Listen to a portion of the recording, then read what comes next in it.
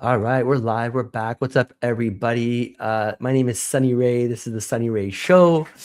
Today, I've got the CTO of Prove AI, Greg, coming on the show. Greg is a growth-focused technology executive with over 2 decades building distributed, high-availability systems.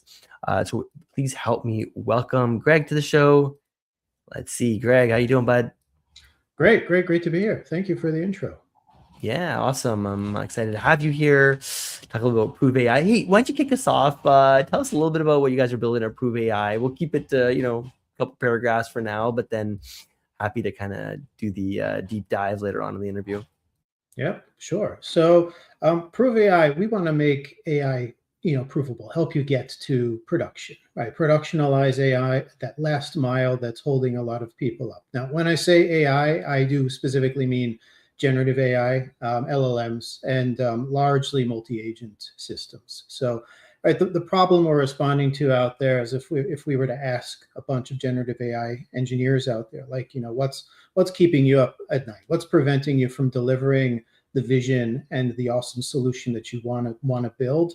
Right? They keep going back to a theme around that AI, that the stuff they're building is difficult to observe, it's difficult to troubleshoot, it's difficult to maintain, and ultimately it erodes trust with whomever they're working with, whether that be customers or others, and ultimately ends up wasting all of their time, right? So far too much of their day is spent convincing people of stuff, deep diving into, following rabbit holes that lead nowhere. And we don't like that, right? Because we want to help builders build, and we know that there's a tooling gap in the market right now that Prove AI is currently incubating a bunch of products against. So we do have our some stuff listed already in the observability space at proveai.com, but we're also incubating several other tools at the moment as well that are pre-release. Yeah, as somebody who's deep in this space, I've got like a million questions, but let's shelf those for the time being. One of my favorite questions to ask people is, take me back, before any of this. Where did you grow up? What kind of kid were you? Yeah, sure. So, like many in my profession, I loved to build stuff, whether it be software or whether it be, physical. So, I grew up in the New York City area, New Jersey, and yeah, I had an early career as a software engineer, right? In the midst of the dot-com bubble and burst, right? So lots of fun, lots of stuff to build. But just after that, I did some advanced study, some graduate work through a master's and part of a PhD in at the time, which was machine learning. It was artificial intelligence and machine learning. It doesn't resemble much of what we call LLMs today, but interestingly enough, I was working in natural language processing and I was working on generative language systems. It's just that they looked very, very different in the late 90s and early 2000s than they do today. So, the reason I'm so interested now is that so many of the problems that we had with AI back then around getting things to production, whether that means sharing it with others, collaborating on your AI solution, distributing it to other people, right? Getting other people to build on the stuff that you built on with AI. All of those things were horrendous problems back then, and they were totally in the way of building stuff. So for much of my career after that, yes, I went into leadership and management positions in software, like got some other stuff done. But Prove AI, when I came back to it, right, it just hit a sort of sore spot with me now that we're decades later, that we're 25 years later, and we still have this problem where, like, if I want to build an AI system and I want to, if I want somebody else to collaborate with me on it, or I want to troubleshoot it, or I want to, show people how it works, or I want to distribute it. These are problems that are not solved today, and they're really in the way of getting anything done, right, with artificial intelligence, whether that means selling my solution, collaborating on it, growing it. And I teamed up with Prove AI just because the message that they have about, right, trustable AI systems, troubleshootable AI systems, speed to empowering developers rather than governing developers, right, really hit a sore spot with me. And I was just like, yeah, I was building machine learning models around language decades ago, and it really infuriated me that I couldn't easily, like we couldn't move these models between, different institutions, right? Anytime you tried to do that, they would say, well, I don't understand the data that was used to do it. I don't understand how it works. What if it breaks? No, sorry, the deal's off. We can't do anything. That was literally the state 25 years ago, and it's still the state we're really in today, where everybody builds their own stuff, everybody duplicates stuff. Sharing and exposing how things are trustable and fixable just doesn't exist. So, right, I would love to see this problem fixed, right? Because I know it's a problem. It annoyed the heck out of me decades ago, still not fixed. And now I'm fortunate enough to work with a bunch of people here who are passionate about getting it fixed too. Super interesting.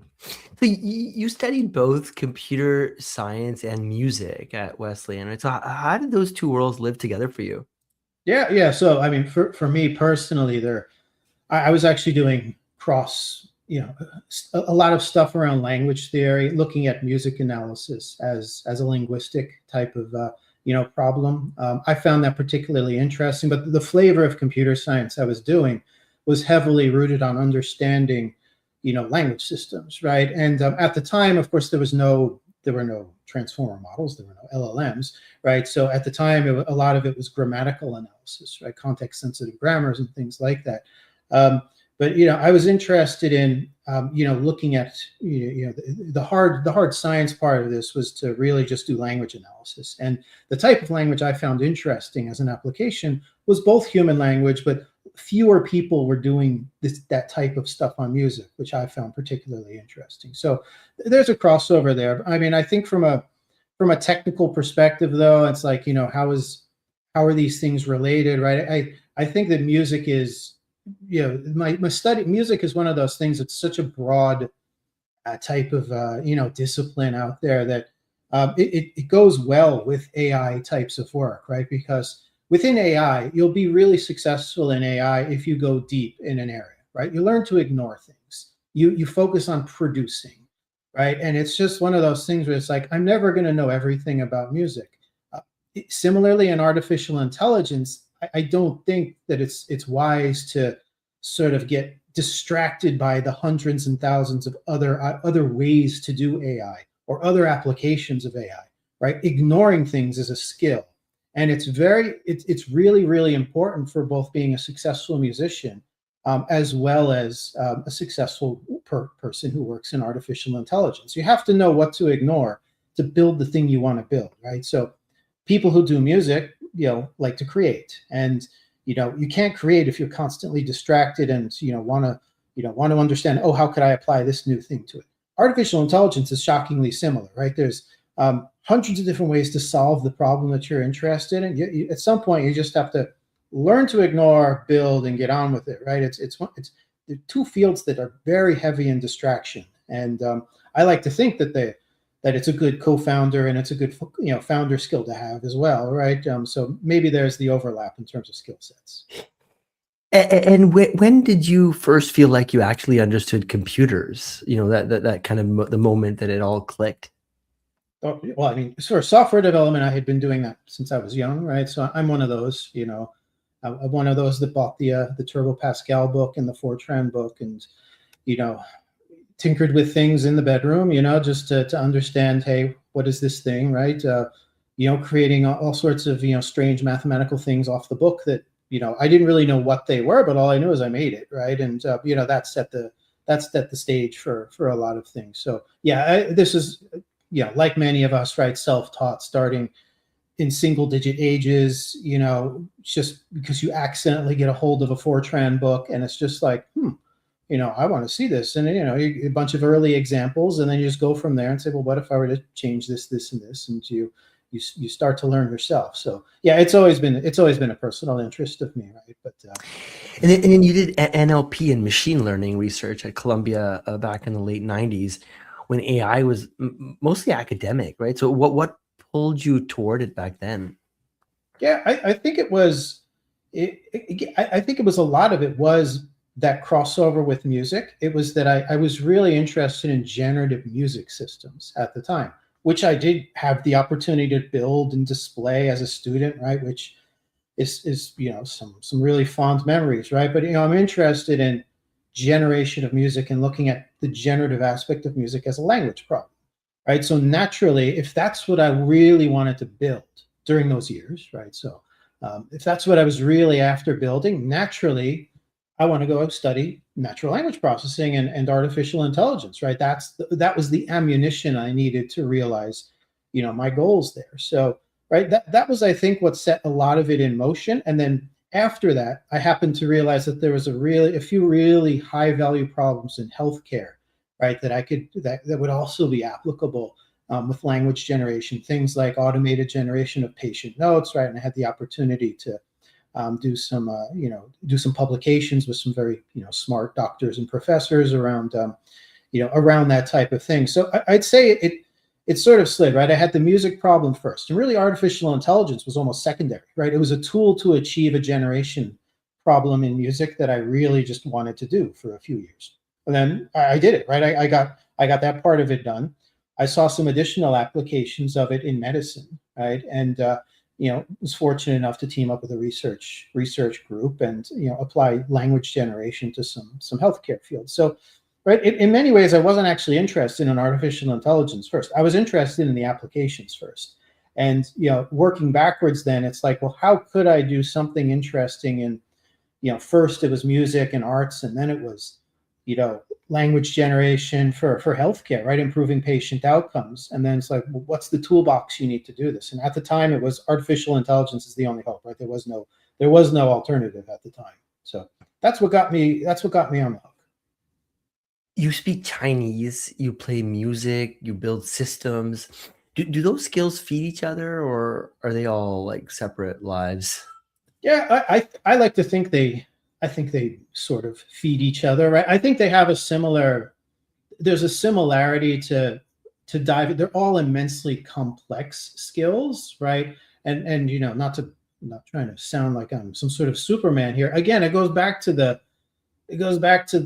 thesis I had earlier about ignoring things, right? About getting really deep in one area of a really complex field and being able to make some progress in it as something that I think is common amongst all of those things, right? Similarly with some of the skills I had, some of the language skills you have, right? I mean, it's a very complex language, right? You're better off going deep, getting really proficient in a couple of things that you need to do, things like eat, sleep, and do your job. Get good at those things, and again, ignore everything else, because this is not you don't want to treat learning a language like some sort of like some academic exercise, right? You want to realize you're never going to know 100% of it. Okay? You're going to be able to learn a little bit of it, and man, you better get really good at that one thing. It's a similar type of exercise for as I was saying, artificial intelligence and music, where you just have to do one or two things, do them extremely well, and those things, language, music, artificial intelligence, are all very good skills for somebody with that approach, somebody who just wants to be really good at a couple of things. And again, I think it also is the same for people who are co-founders as well, right? Startup people as well, right? Because if you try to be okay at everything, it's probably not going to work out. So what was your first, I don't know, real job in tech, and what did it teach you that I guess school never did? Yeah. My first real job, depending on how you count it, I was a software tester for a little while. I mean, that was sort of like a summer job though, so I'm not really sure it counts. But whatever, it was paid. I got paid close to minimum wage. Fine. I think a lot of a lot of what it taught me at the time, right, getting into tech was, it really helps you get closer to the customers, because I was that person who would do the last line of testing, and ultimately, we had a bunch of corporate customers, and I would be the one that they would send to drive out, because I was the summer help, right, to go deal with confused and angry people. So you learn a lot about customer sentiment from that, and from somebody who's used to building things for themselves and not really for others. I think it really helps you. I think I had a big advantage in understanding how do you talk to people about software? How do you talk to them about technology? What will make sense to them? What won't make sense to them? After that, I was an independent contractor. So like when I was in school and I was doing my graduate study, I would of course moonlight and take independent software contracts. And unlike a lot of my peers, right, who got nice, good, cushy software jobs, I'd have to deal with the person who promised to pay me $300 to do a whole lot of work and then decide not to pay me, right? And it's something that a lot of other people don't have the challenge of thinking about early in their career. And I do like to credit that all of those experiences early on were pretty non-traditional, right? So it's sort of like, why would somebody send a summer intern or a summer person to go manage angry customers, right? Big B2B customers. It happened. It was immensely useful, right? Just to understand how people think about technology, how they interact with it, how they think about what they're paying for, what they're buying. And then trying to be an independent contractor and stay up all night and crank about a bunch of code and say, yes, look, I got it, it works, only to find out that either somebody's delighted, they don't care, or they're delighted and they still don't want to pay you.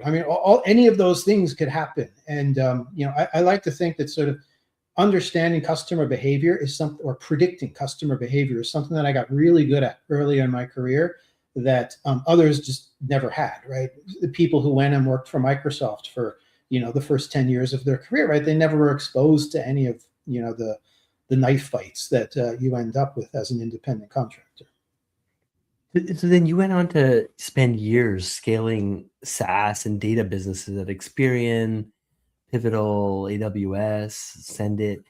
When did AI governance go from a side concern to like the thing? I think it became more prevalent when, for a bunch of reasons. So I think you started to see it become a real pain point in the last few years as people were moving away from, having an in-house team that built models, right, and could really explain their model, could back test it. We're using it under a predictable set of conditions. To instances where now, like, we're not building models for ourselves anymore. You might be building, number one, non-deterministic models, right? Models that don't have deterministic outcomes, right? They, very difficult to test, and yet they're going to have direct impact on people, right? Second is they're used as an interface. They might be used as a human language interface. So the blast radius of things that could go wrong suddenly explodes. Third is the proficiency and the difficulty of working with LLMs. I think it's a bit harder than your statistical machine learning types of problems, which means more people across different domains end up getting involved. This only has happened in the last couple of years, and it's happening stepwise. But ultimately, this sort of pain point of hey, I don't think I can really easily get my AI systems to production, iterate on them quickly, keep pushing changes to them. That's very recent, right? That's probably within the last couple of years that it became a problem. Traditional data businesses that worked on traditional machine learning mostly had it under control, right?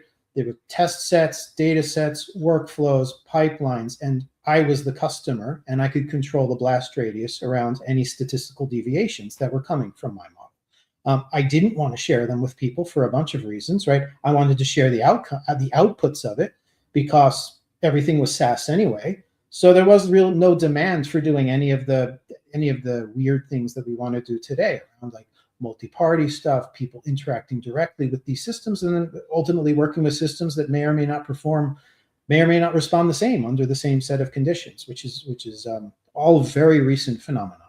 So I'd say it's a very recent problem.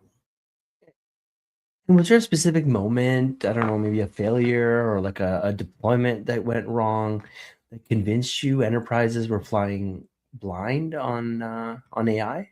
Yeah, a good question. Yeah, so I saw it a few times. In the late stages of doing some prototypes at AWS, right? So looking at some new service launches.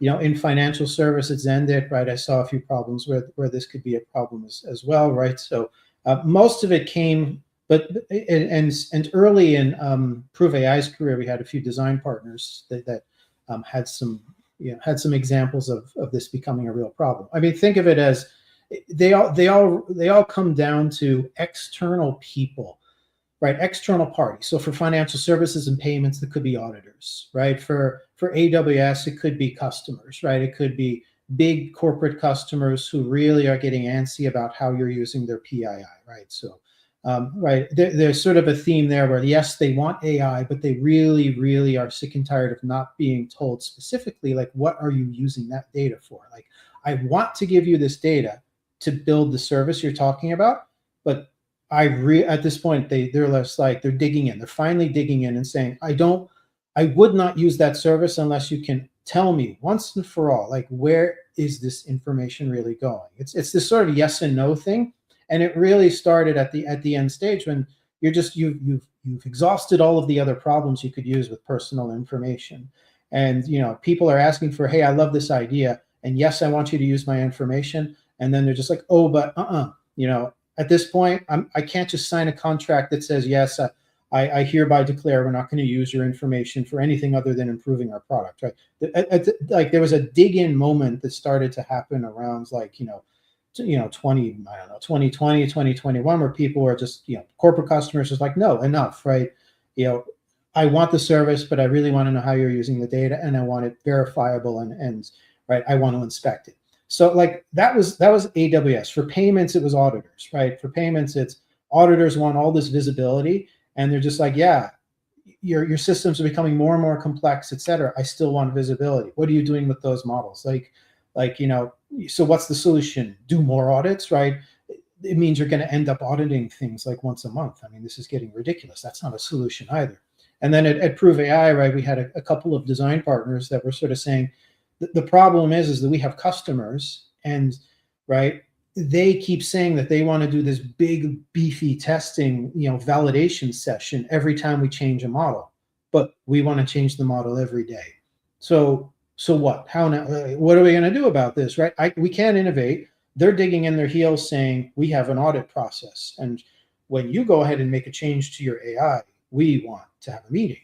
And we're saying, all right, so what? We're going to have daily meetings. We're going to have daily meetings with all of our customers, right? Surely there's a better way to give people the assurance of what we've done with our development pipeline, right? To show that we have trustable and troubleshootable processes, and those things have enough observability that I could share some of these observed things with a third party without having to get on a meeting where nobody knows what they're talking about. That's what's going to happen, right? A bunch of people are going to get on. It's going to be 8 people on the call. They're going to say, oh, you did a change. Is it working, right? And it's going to turn into 2 hours that end in, I guess we don't know, right? And it's a terrible waste of time. And people's businesses are now depending on it, right? In the past, it was just like, look, forget about it. Let's just sign a contract. Let's give you an SLA. Let's move on. It doesn't. Nobody wants to do that anymore, right? People are saying, no. SLA is not enough damage protection at this point. Like, we really need to know how you're going to develop the software, what the data is, like, can you fix things, et cetera, right? Things that weren't asked for, over the last 5 years.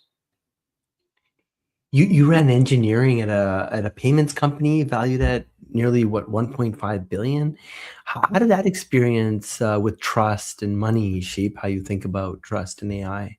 Yeah. So I think it mostly comes down to things like fraud and audit and things like that, right? So it's not so much the transfer of money is the problem there. It's that you have to work with customers, and you have to work with regulatory authorities, and you have to build systems that not only are auditable, that are making things like that are making AI powered decisions, things like fraud and risk. But if you don't make those things explainable and observable, trying to deal with either customers or regulators or others is a nightmare of a task, right? Because, if you rewind my experience even more, right, and you go to Experian, right, a credit bureau, and to be fair, I was not actually in the credit scoring business, but models that were largely static, right, and largely deterministic, things like credit scoring and things like that.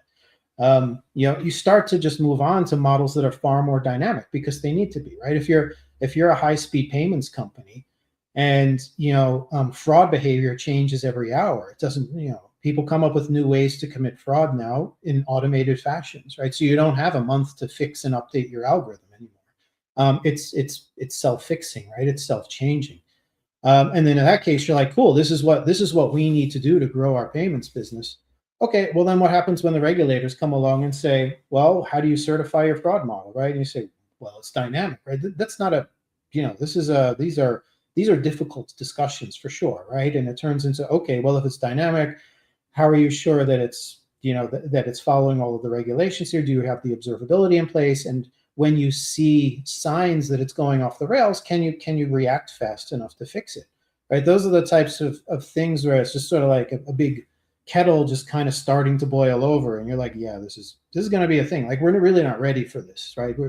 There's too much pressure to move faster, change our algorithms, change how we do AI, update AI, make it completely automated. And there's a bunch of people who really want to know and need to know what's going on behind the scenes that don't have that visibility now. And right, and it's a problem for them. Can you explain Prove AI? Like, I'm a smart founder, but I've never heard of, let's say, observability. Like, well, what does it actually do? Sure. Well, we're incubating a few products right now. So to be fair, we have a bunch of pre-release products, but you can think of the stuff that we're, observability is simply the plumbing here, the tools that a developer would use in order to make sure that they can observe, they can see the right signals in order to know if, as they're pushing and developing software AI, right, whether or not they're either going to back themselves into a corner, or that their operational integrity is working as it would. In traditional software, there's a whole set of metrics like DORA metrics and others that that are pretty clearly defined for the health of your systems, right? So you have unit tests and you have a bunch of functional tests as you build software. They're deterministic, right? And then you have a bunch of infrastructure checks like latency and or error rates and availability. And that was enough to manage traditional software. So like that's what we got good at as software engineers, right? It was straightforward. Yes, there was a whole bunch of observability tooling that people bought and paid a lot of money for. Things like Grafana, Datadog, et cetera, right? Big category of super useful tools out there. But when generative AI came along, the problem is that we weren't really capturing and observing the signals that we needed to in order to figure out if our AI had gone off the rails or not, right? Latency and observability, latency and was still important, right? Token burn is still important, but I can't really see whether I can't easily detect out of the box whether people asking an AI chatbot for a password reset, whether they're really getting served well, or not, right? It's a difficult problem to know for sure whether that person was well served, and even if they were well served, I mean, so like I could say, well, why don't you just check to see if their mission was accomplished, right? So capture the intent of the conversation and then match that up with, did the password change actually occur? Yes, you can do that, and it's a lot of work, right? It's a lot of custom work. And so when we say we give you observability tooling, we would help you address that sort of gap. But again, take it one step further. Just because they accomplished the mission does not mean they did it well. Who knows? Maybe the AI went into a profanity-laced, dialogue in the middle of the password reset procedure and eventually reset your password, but really upset the customer along the way. So what's that, right? Do you have observability into that? Did your AI start talking off the rails about something in the middle of the conversation, and then ultimately get you to your mission, right? How would you know that was how would you know that happened, right? Unless they complained. So things like that, when we talk about observability gaps, there's no clear tooling out there that helps you, one, with that observability, but two is to prevent those issues from ever occurring in the first place. So during development, right, we don't have tooling, just yet that's good enough for testing, for fixing, and for making sure that as I'm building things in a structured way, right, that I can easily back out of. I can compare version sets around. So like, is this new release I'm going to do, right? What's the downstream impact for things? Can I replay this over, a static set of information so that I can be better equipped to write either tests or just put assertions in place so that I can at least define mentally like what's on the rails and what's off the rails. So, there's a whole bunch of tooling that we're incubating. We'll find the ones that that really resonate most with people. But I mean, fundamentally, the big problem out there is that while there is observability software, it's not terribly well designed for AI. Right? It doesn't really capture intent, and it doesn't help you capture whether the mission that you are trying to get to was done efficiently, right, and above board, right? So it may have done all sorts of terrible things, even though it works, and you wouldn't know that otherwise. Another class of thing is, yes, we have evals frameworks out there, in order to figure out whether, how things are doing. That's nice, but wouldn't we prefer to work on a framework earlier on so that you could simulate and test things a bit more reliably with assertions and help you build those unit test equivalents for AI? There's not really a good tool out there that does that today. I mean, there's plenty that are opinionated in how to do development and will get you over the line, but like we're interested in, well, as a developer, people don't like constraints. So like how could you build a tool that helps the every developer who's doing AI accomplish this mission of healthy, repeatable, right, tests, so that I could keep making updates to my AI without every morning having to look through 10 failed conversations and say, what the heck happened? Because there goes my day, right? And that's the real pain that AI developers are in right now. I wake up in my morning coffee, I'm looking at 10 ridiculous, sessions. Maybe they're multi-agent, maybe they're chat sessions. User asked some ridiculous question. And yes, it's a bug, it's a problem. Like, how did I get in this situation to begin? I mean, that's what people are asking. It's like, how is it that my first 4 hours of my day are chasing some absurd question that somebody somehow got into my agent here, caused a sort of undesirable outcome, even if it's not that dangerous? Like, why is this my morning, right? It's I think that's what we want to get people out of, because it just shouldn't be the case that we're in. It's wrecking any ability to innovate. Awesome. Cool. Well, Greg, thank you so much, man. That was really insightful. Not gonna lie, I didn't get through all my questions. I'd love to have you back on for a part 2 if you're up for it, maybe in a couple weeks. Sure. Really, really interesting and top of mind right now, I think, for a lot of people, right? What you guys are building. So proveai.com is where they can, I guess, learn more. Are you I don't know, sharing some of your thoughts on LinkedIn? Like, where do people learn more about you, and how do they stay in touch? So proveai.com, you can see what we have out today. As I said, we're incubating a bunch of other things. So the other good place to interact with us is we have a Discord channel called the Multi-Agent Systems Engineering Group. So it's a community you can open up, and we have a bunch of discussions out there around, like, what would good tooling look like? What are some of the pain points? Then maybe you can help me land the plane with this one, right? So you think multi-agent systems solve most reliability problems in the next 4 years? Can you make the case, or maybe the counter case for that one? Oh no, I don't think they solve. I think the software, in fact, they make the problem worse, right? So Oh, that's really? why we're investing in, right? Multi-agent systems are even harder. So it's like I think you can get better outcomes with multi-agent systems for a lot of problems, right? That's not news, right? So creating small purpose-built models and having them interact with each other is better than having one model to try to do everything. Yes. But once you have now multiple models that have n number of, that maybe connect with each of them, then the debugging problem becomes even worse than it ever was. So it's like, we think you'll get better outcomes from a lot of problems with multi-agent systems, and we expect people to use them more, because ultimately you get better outcome, better results. But the tooling that's out there to debug these things and ultimately create effective ways to test, to replay, to manage, and to ultimately iterate on your software safely isn't there yet. And that's what we think. There's a whole class of tooling out there that we're trying to solve with Prove.